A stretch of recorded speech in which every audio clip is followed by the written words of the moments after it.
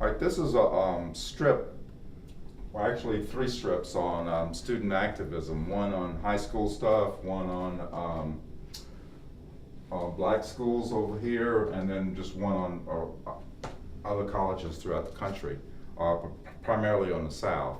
And these are various demonstrations in Atlanta.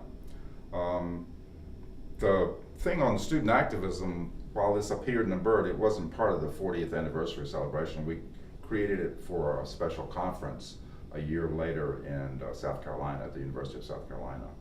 But they wanted something on student activism in the 60s, so we went to the pages of the Bird and put all this together. But we did it a little bit unusually. I mean, most student activism stuff from the 60s focuses on college students and their rebellions and whatever. So we did one on high school students, we did one on black schools, and then we had the sort of the expected one on student activism in the colleges, primarily in the Atlanta area.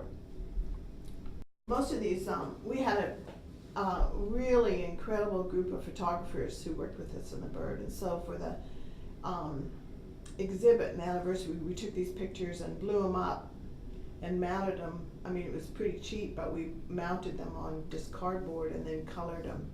So these are from mostly Tom Coffin and Carter Tomasi and Bill Fibben, and they really show the spirit of the time.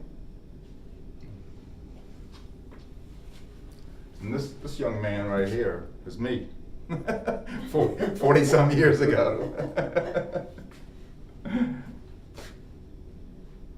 Right behind you is when the hippies were merging with an anti-war demonstration. So you see a combination of hippies and bikers and Captain America. yeah. And this is a whole collage that we did on the anti-war movement, almost all of it in the Atlanta area. Different aspects of it, from what is going on in Vietnam and Laos, etc., to Howard Levy's defection from the Army, and he was a doctor in the Army and had a lot to say about the way the Army was conducting itself.